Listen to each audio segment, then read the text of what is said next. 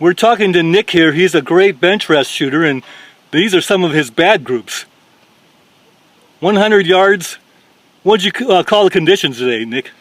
Today was fairly good. A little warm for the powder that I'm using. Wind probably 3 to 7 variable. These groups, I was doing what they call a ladder test, starting low on powder and working up. And this group here and this group here has 22.2 grains, and it's telling me this is what the barrel likes. That group's gotta be like 0.0, it's gotta be somewhere less than, what would you say that group is right there? I'd say it's about an 0.30 or 0.40. That's fantastic. People dream of shooting groups like that. Yeah. So let's see your bench gun if you don't mind. I wanted to try something. That is stable. It's probably the #1 Benchrest front rest that people use. Those things cost as much as most of our rifles. Yeah, it's about $800. So, but if you want the best, and to me it was worth it. Absolutely. Wind flag. Yeah, that's the, I use that down at close to the end 100 yards to check the wind direction down there at the target. And the black veins, it goes ahead and you tell exactly how strong the wind is besides the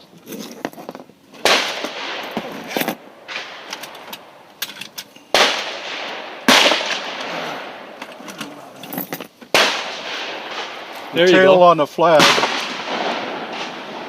tells you what the wind is. Yeah. I like your colors too. That's great for 4th of July. Yeah. So this is just one of Nick's bench guns. So tell me something about this. You worked on this stock yourself, right? Yeah, I bought one from Reinhold Fagen, and it came out looking like an old sawed-off 2x4, and I spent probably 200 hours getting it to the shape it's in. It's a little heavy for actually shooting Benchrest matches, but since I just shoot targets, it's fine. Well, you had to do some customization, right? I understand you kind of shaved off some the bottom here. Well, basically, yeah, that, then doing the pistol grips to fit my hand, working the thumb hole to fit my hand. Model 700 Ashen. No, it's what they call a XR 100, single shot Remington. It's modeled after the XP 100, but it's a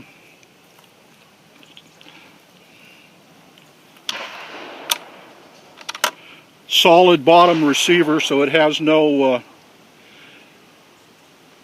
loading mechanisms other than single shot.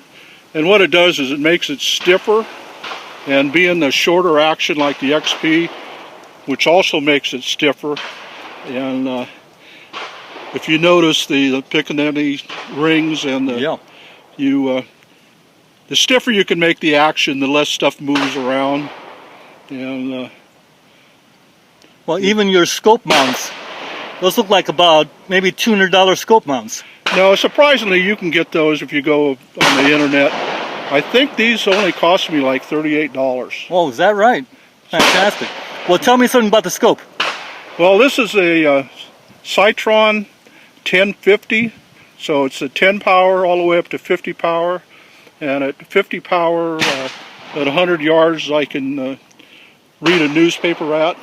Now, today when it's hot, you get what they call mirage, and mirage, it's like looking down a roadway and you see that wavy stuff, so it's hard to actually get your gun on target, so you crank the scope down to maybe 24 power, and the bullseye will be smaller, but it'll stop the mirage, and it makes it easier to go ahead and pick up your target.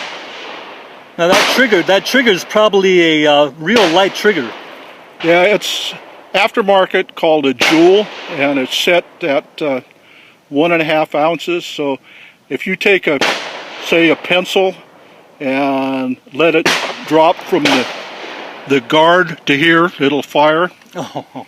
So where most stock Remingtons are about 6.5 to 7 pounds, and this is about an ounce, ounce and a half.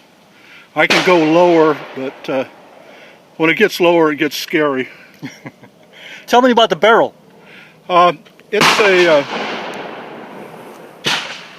Bertline barrel. Why I picked Bertline, I like Krager's better, but they were available through bullets.com, and the Bertline barrels, supposedly most of the guys that shoot from 200 and above like the Bertlines, and they own most of the records. And what I was doing today here is trying to get the gun to figure out what the barrel likes as far as powder and seating depth. So I kind of got it figured out. It likes 22.2 grains of Vitavora 133. Well, Nick, thanks a lot. I know you got to run, so appreciate you taking the time to tell me about your gear here.